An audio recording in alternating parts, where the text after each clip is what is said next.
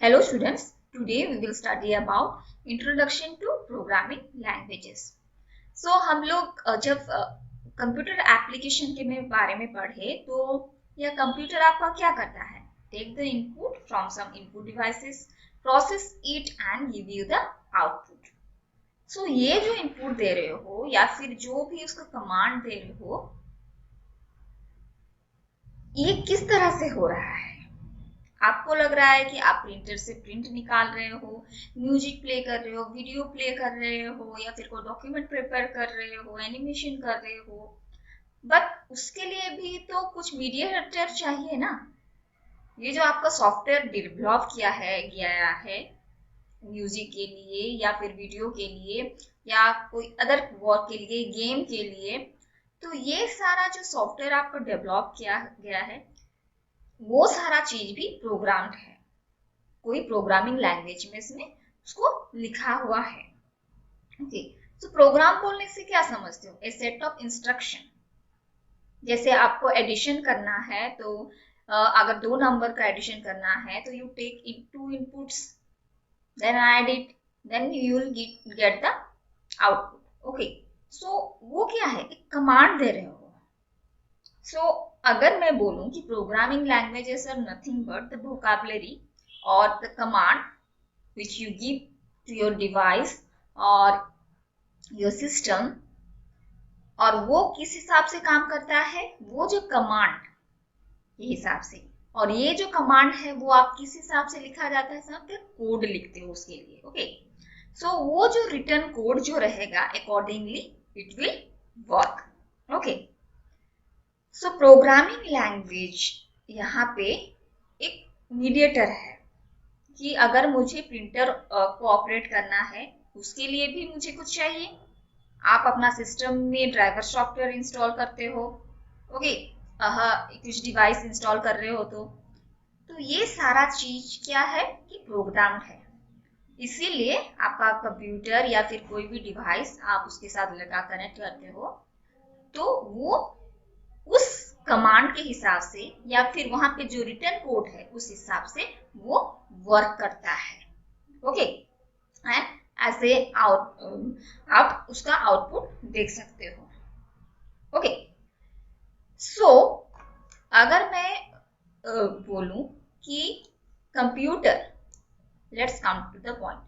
So a computer is a computational device which is used to process the data under the control of the computer program. और program क्या है? A set of instruction along with your data.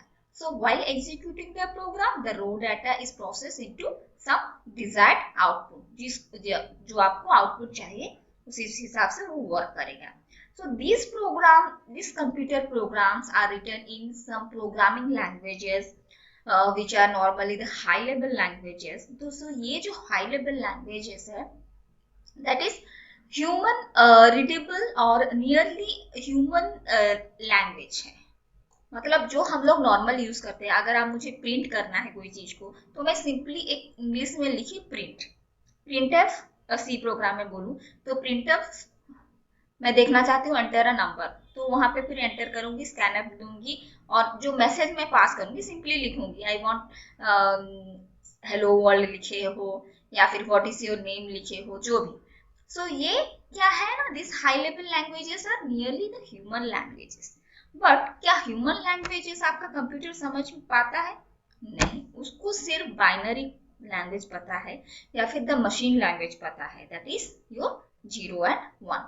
Okay, so computer understandable language which is called your machine language or your low level language, that is 0 and 1. And between this high level language and machine level language there are assembly language which is also called as symbolic machine code. और हम लोग उसके लिए एक mnemonic code लिखते हैं. Okay, जैसे कि मुझे ऐड करना है रजिस्टर 1, रजिस्टर 2. अगर आप डिजिटल इलेक्ट्रॉनिक्स पढ़ोगे तो उसमें आप देख सकते हो सम न्यूमोनिक्स कोड रहेगा, वहां पे ऐड रहेगा R1 रजिस्टर R1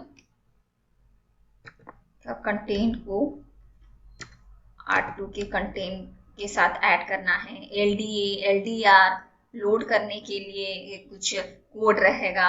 सो इसमें क्या होता है, जैसे कि अगर मैं बोलूं तो आपका प्रोग्रामिंग लैंग्वेजेस भी वेरियस जनरेशन के थ्रू गया है।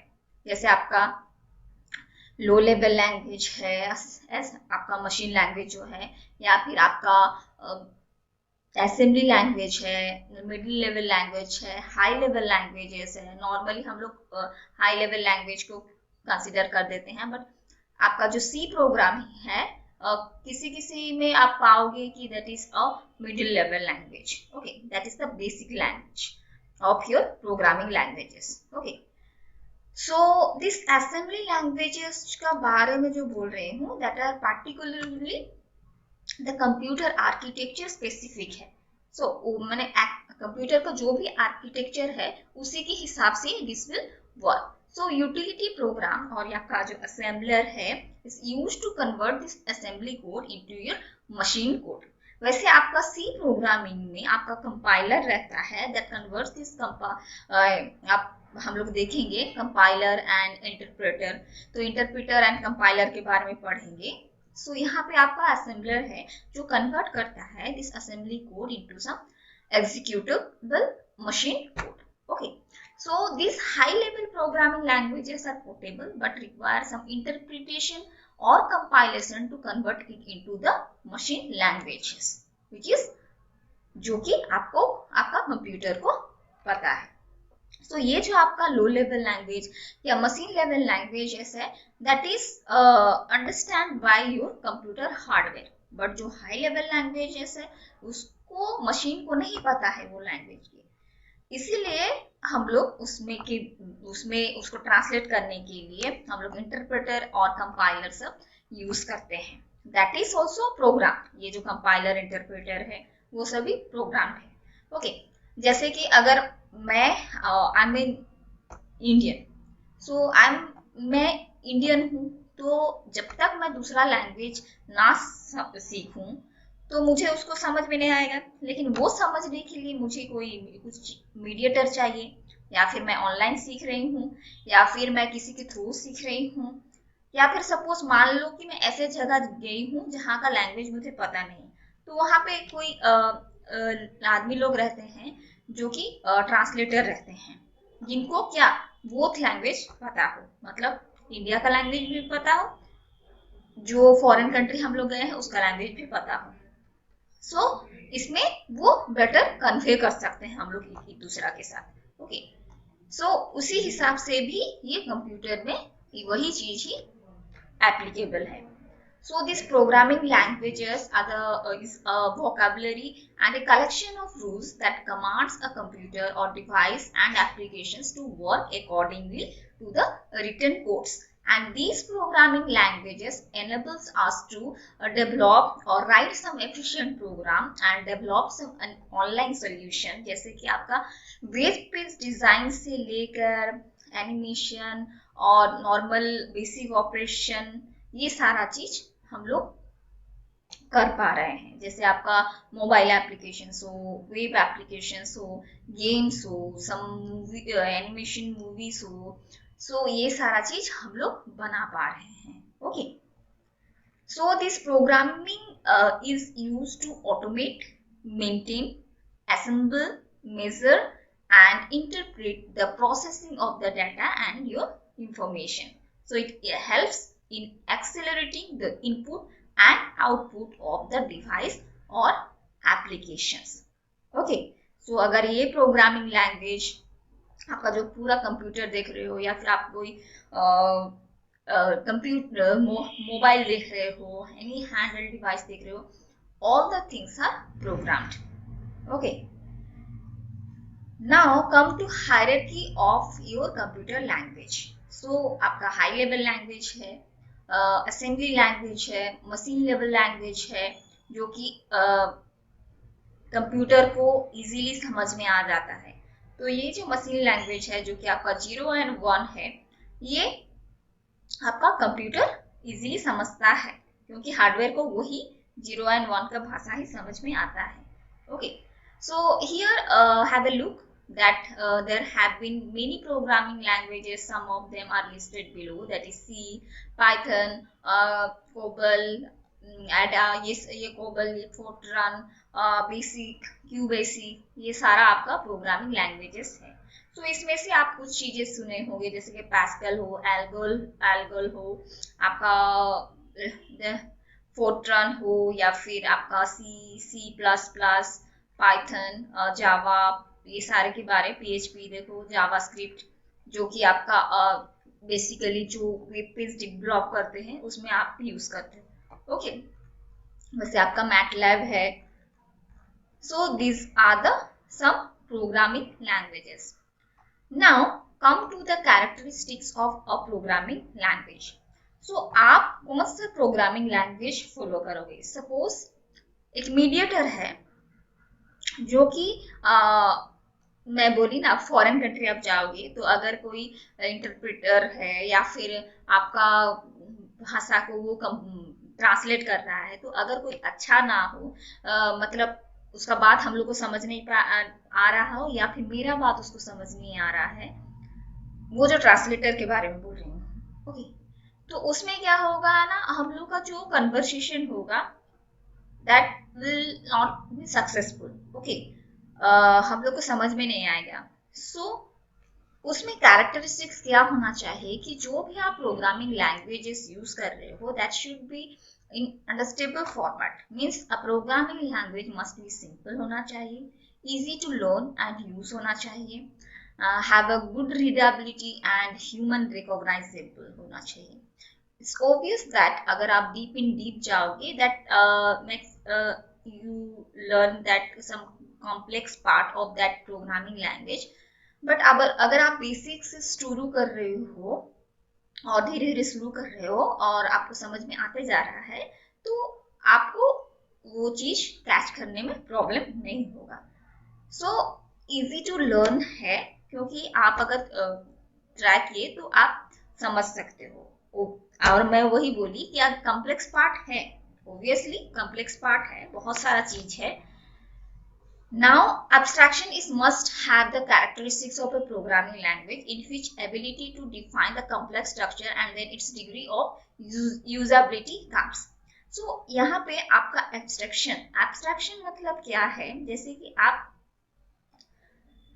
कोई भी चीज यूज कर रहे हो, आप एटीएम जा रहे हो, एटीएम आप यूज करते हो, बट क्या बॉदर करते हो कि वो एटीएम में अंदर से प्रोसेसिंग कैसे होता है? वो तो सिंपली जाते हो, आपका कार्ड एंटर करते हो एंड पिन कोड देते हो, सेविंग अकाउंट है या करंट अकाउंट है, जो भी आप क्लिक करते हो एंड जितना अमाउंट चाहिए आप प्रेस करते हो। क्या आप उसके अंदर पूछते हो क्या कि पैसा कहाँ से होके कहाँ से प्रोसेस होके आया?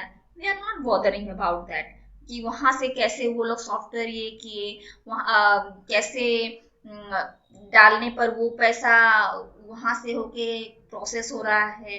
ओके, सिर्फ हम लोग को क्या है ना, आउटपुट चाहिए, एंड अकॉर्डिंगली हम लोग को जो भी इंस्ट्रक्शन फॉलो करना है, हम लोग इंस्ट्रक्शन फॉलो करते हैं एंड हम लोग पैसा विथड्रॉ करते हैं। सो इसीलिए बोलता है एब्स्ट्रैक्शन प्रोग्रामिंग लैंग्वेजेस का एक अच्छा फीचर है, जो कि आपको आपका जो कॉम्प्लेक्स स्ट्रक्चर है उसको हाइड कर देता है and you only use the simpler part. आपको सिर्फ वो सिंपलर पार्ट दिखाएगा जिसको आपको एक्सेस करना है, मतलब यूजर को एक्सेस करना है। Okay, so a portable programming language is also preferred. Portable मतलब क्या है कि एनी प्लेटफॉर्म में वो प्रोग्रामिंग लैंग्वेज रन हो सके। ओके, प्लेटफॉर्म मीन्स आपका जो भी ऑपरेटिंग सिस्टम का बारे में बात कर रही हूँ, या फिर कोई भी डिवाइस में वो इजीली रन हो सके। Okay, and the programming language efficiency must be high so that it can be easily converted into a machine code and executed consumes little space in your memory. And a programming language should be well structured। अच्छा एक structure form करना चाहिए कि कहाँ पे मुझे header file लिखना है, कहाँ पे उसका वेरिएबल को डिक्लेयर करना है, कहाँ पे मुझे कुछ वैल्यू असाइन करना है, कहाँ पे मुझे मेथड और फंक्शन यूज करना है, कहाँ पे उसको कॉल करना है, कब मुझे क्लोज करना है, कहाँ पे मुझे स्टेटमेंट का एंड करना है। वो सारा चीज अगर वेल स्ट्रक्चर हो तो हम लोग को इजी होगा एक प्रोग्रामिंग लैंग्वेज लर्न करने के लिए. Okay, and documented so that it is suitable for application development. And necessary tools for development, debugging, जो भी error होगा उसको handle करने के लिए भी tools होना चाहिए. Testing and maintenance of a program must be provided by a programming language.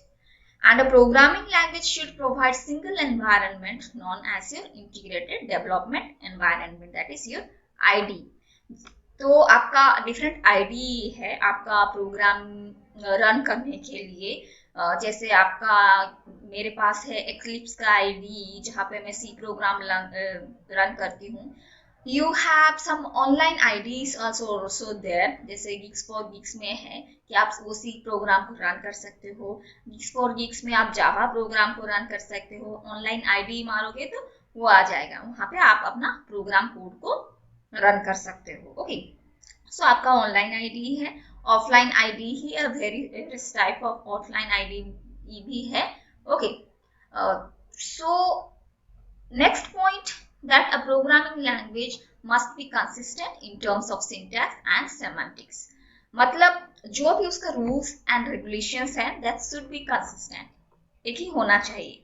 Okay, मतलब वो स्टैटिक होना चाहिए. मतलब ऐसे नहीं कि एक बार में कुछ अलग रूल दिखाए, दूसरा बार में और कुछ अलग रूल दिखाए और तीसरा बार में और कुछ रूल दिखाए. ओके, जैसे मैं सिंपली एक बात बोल रही हूँ, जैसे हम लोग नॉर्मली सी प्रोग्रामिंग में अगर मैं कोई वेरिएबल डिक्लेयर करूँ तो इंट a, b, मैं दो वेरिएबल डिक्लेयर तो ऐसे करूंगी और सेमीकोलन लगाऊं, that is end of the statement. So this will be your C programming is your case sensitive in nature. Okay, तो यहाँ पे लिखूंगी. अगर मान लो कि एक बार वो बोल रहा है कि that should be case sensitive, और मान लो ये सिस्टम में आप रन कर रहे हो, कैपिटल में भी लिख दे रहे हो, स्मॉल में भी. यहाँ पे अगर मैं ये एक डेटा टाइप है तो यहाँ पे मैं अगर कैपिटल में लिखूं तो भी चल जाएगा रन करने के लिए. मतलब आप अगर ऑनलाइन आईडी में रन कर रहे हो तो वो भी राइट हो जाएगा, और कहीं पे स्मॉल पे लिखूं तो भी राइट हो जाएगा. मतलब स्मॉल और कैपिटल जो मैं लिखूं वो राइट हो जाएगा. दैट मीन्स क्या, वो उसमें कंसिस्टेंसी नहीं है. वो बोल रहा है कि आपका C program is case sensitive in nature. Means यहाँ पे कैपिटल ए का वैल्यू अलग है, कैपिटल बी का वैल्यू अलग है, स्मॉल ए का वैल्यू अलग है, स्मॉल बी का वैल्यू अलग है, जो हम लोग नॉर्मली ASCII कोड बोलते हैं. जैसे 65, 97 ऐसे कुछ है. तो यहाँ पे वो रूल्स फॉलो होना चाहिए. तो मैं यहाँ पे अगर कैपिटल ए लिखी हूँ और मैं देखना चाहती हूँ स्मॉल ए का वैल्यू, लेकिन वहां पे एरर होना चाहिए.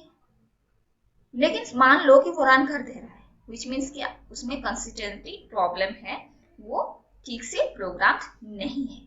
Okay, now come to compiler and interpreter. So हम लोग जो इसे देखे कि हम लोग को एक ट्रांसलेटर चाहिए. जैसे कि हाई लेवल लैंग्वेज कंप्यूटर का जो हार्डवेयर पार्ट्स है उसको नहीं पता. जो कंप्यूटर हार्डवेयर आर नियरली, मतलब हम लोग बोलेंगे तो कंप्यूटर हार्डवेयर को मशीन कोड समझ में आता है.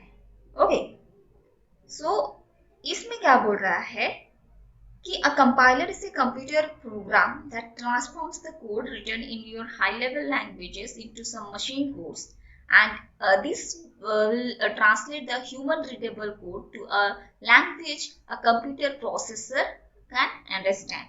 That is your binary 0 and 1. So this computer processed the machine code to perform the corresponding task. So here यहाँ पे compiler should comply with the syntax rule of the programming language in which it is written. So however the compiler is only program. एक compiler एक program है, वो आपको show करेगा कि कहाँ पे एरर है. सपोज आप एक वेरिएबल डिक्लेयर नहीं किए हो बट आप अपना प्रोग्राम में उसको यूज करते जा रहे हो तो वो आपको एरर दिखाएगा. जैसे मैं यहाँ पे int a, b लिखी, लेकिन सपोज मैं कहीं पे एक प्रिंट करना चाहती हूँ, मुझे a का वैल्यू देखना है, लेकिन मैं तो यहाँ पे वेरिएबल a डिक्लेयर ही नहीं की हूँ, किसी किसी को ये बात समझने में डिफिकल्टीज हो रहा होगा, जो लोग पहले से सी प्रोग्रामिंग के बारे में नहीं जानते हैं, but we will learn in later. Okay, so मैं एक एग्जांपल दे रही हूँ। ओके, सो यहाँ पे मैं ए यूज नहीं की हूँ, बट मैं उसको ए का वैल्यू प्रिंट करना चाहती हूँ, तो वो आपको एरर दिखाएगा। तो उसको फिक्स करना किसका काम है? वो मशीन नहीं करेगा, वो आपका प्रोग्राम, वो कंपाइलर का काम नहीं है, दैट इज ह्यूमन एरर। तो ह्यूमन उसको चेक करेगा। तो उसमें भी एक कंपाइल टाइम एरर होता है, एक रन टाइम एरर होता है। सपोज मैं एक बॉक्स देती हूँ जहां पे कि ओनली 3 बॉल आप रख सकते हो, लेकिन आप रखे हो कितना? 5-6 बॉल रखे हो। वो रह तो गया है, बट वो बॉक्स से सपोज ऊपर चला गया है। ओके, सो वो उस केस में क्या है? रूल्स इसकी वहां पे 3 बॉल ही रह सकता है, लेकिन आप क्या किए हो? बहुत सारा बॉल रख रहे हो, जो कि वैलिड नहीं है। तो प्रोग्राम में भी वैसे होता है, कहीं कहीं के आपका एरर आता है, जो array index out of bound. Okay, कि जितना नहीं है उतना मैं नंबर वहां पे पुट कर रही हूँ। Okay, we will see. So वहां वो वाला केस में उसको हम लोग बोलेंगे रन टाइम एरर बोलते हैं। ओके, सो कंपाइल टाइम एरर में आपको दिखाएगा कि आप को कौन सा वेरिएबल डिक्लेयर नहीं किए हो, या फिर कोई सेमीकोलन भूल गया हो, तो वो आपको खुद को फिक्स करना है। Okay, but in the next time अगर कंपाइल हो गया सक्सेसफुली और आप रन किए, लेकिन आपको आउटपुट ही नहीं दिखा रहा है, मतलब वो रन टाइम एरर है। मतलब आप प्रोग्राम में कहीं ऐसे गलती किए हो जो कि आपको आउटपुट को ब्लॉक कर रहा है, वो नहीं दिखा रहा है। जैसे कि मैं बोली कि array index out of bound. Okay, now come to, so if you make a mistake, you need to make changes in the syntax of your program, otherwise it will not compile. Okay, so what is interpreter? So an interpreter is a computer program which converts each high level program statement into the machine code. This includes the source code, pre-compiled codes and scripts. So both compilers and interpreters do the same job, which is converting the high level programming language to the machine level code language. But इसमें एक small difference है, that is your कि interpreter जो भी code है, जो source code है, उसको कन्वर्ट करता है, वो एक एक लाइन एक एक बार, मतलब वो स्टेटमेंट बाय स्टेटमेंट उसको ट्रांसलेट करता है। बट कंपाइलर में क्या करता है ना, होल प्रोग्राम को एक ही बार में ट्रांसलेट कर देता है। So compiler will convert the code into machine code before the program run. Program run होने से पहले करता है, but interprets convert into machine code when the program is run.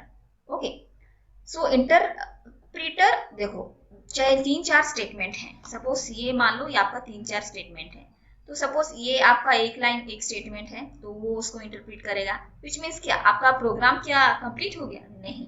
Compile मतलब पूरा रन होकर कंप्लीट हो गया? नहीं। तो कंपाइलर का काम है कि वो जो प्रोग्राम रन होने से पहले ही वो कंपाइल कर देता है एंड वो रन करता है, देन आउटपुट दिखाता है।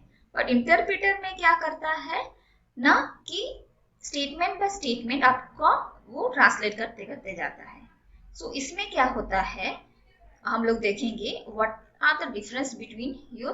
तो यहाँ पे देखो, इससे पहले कि to exploit relative advantage of compilers and interpreters, some programming languages जैसे कि आपका जावा हो, वो both compiler and translator use करता है। सो इसमें कंपाइलर एंड ट्रांसलेटर यूज करता है, विच मीन्स दैट कि वो जो उसका सोर्स कोड रहता है फर्स्ट कंपाइल्ड होता है, सो उसमें जो जनरेट होता है उसको हम लोग क्लास फाइल बोलते हैं। ओके, सो वो एक ऑब्जेक्ट कोड वहां पे है, सो ये क्लास फाइल जनरेट करता है। ओके, डॉट क्लास जो लिखा हुआ रहता है, then that code is again आपका जो JVM रहता है जावा में, Java virtual machine. So at the runtime, the Java virtual machine interprets this object code into machine code of your target computer. Okay. So यहाँ पे जो interpreter है, हर एक मशीन का interpreter according to its internal architecture उसका different different रहता है. Okay, so interpreter is machine dependent, but आपका जो जावा बोल रहे हो that is independent in nature. इसलिए बोलते हैं कि आप जावा को एक बार रन करो, लिखोगे, right once, run anywhere. Okay, but आपका जो इंटरप्रेटर है या जेवीएम इंटरप्रेटर है that is machine independent, machine dependent. Okay, इसीलिए हर किसी मशीन का उसका इंटरप्रेटर अलग अलग रहता है. सो यहाँ पे देखो, this source code is compiled, this is compiler into machine code, then आपका आउटपुट जनरेट होता है. और इंटरप्रेटर में क्या होता है, सोर्स कोड आपका मशीन कोड में एक एक स्टेटमेंट के बाद वो मशीन कोड में आ जाता है. ओके, सो डिफरेंस क्या है कि ना, this translates the programme one statement at A time. Here scans the entered programs and translate it as a whole into machine code. Second thing is that it takes less amount of time to analyze the source code, but the overall execution time is very slower because वो statement by statement करता है. It takes large amount of time to analyze the source code, but the overall execution time is comparatively faster. So no intermediate object code is generated, hence are memory efficient in nature. But here आपका it generates some intermediate code, that is your object code, which further requiring some linking होता है and hence requires more memory. Okay, so आप जो source code है आप generate किए, तो वहाँ पे जो कोड रहेगा that should be linked. यहाँ पे होता है, कहाँ पे, कंपाइलर में. आप विल सी कि आपका प्रोग्राम कैसे एग्जीक्यूट होता है. Okay, which further requires linking, hence requires more memory. It is the continuous translating the program until the first error is met, and in which case it stops. Hence debugging is very easy. Means जो error finding technique है that should be very easy.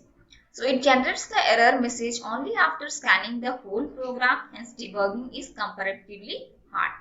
Here the programming languages like Python, Ruby use your interpreter, and आपका the programming languages like C, C++ use your compilers. Okay, now come to ये जो हम लोग बोल रहे हैं कि हाई लेवल लैंग्वेजेस जैसे C, C++, Java etc. are very near to your English language.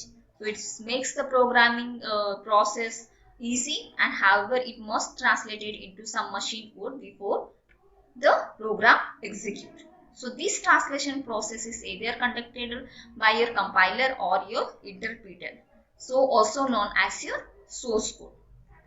Machine code language is very close to your hardware, that is your 0 and 1, and every computer has its machine language.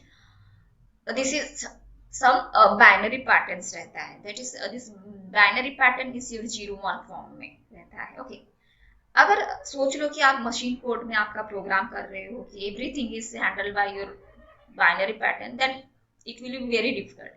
Okay, so it represents the simple operations which should be performed by computer, and machine language programs are executable so that they can be run directly.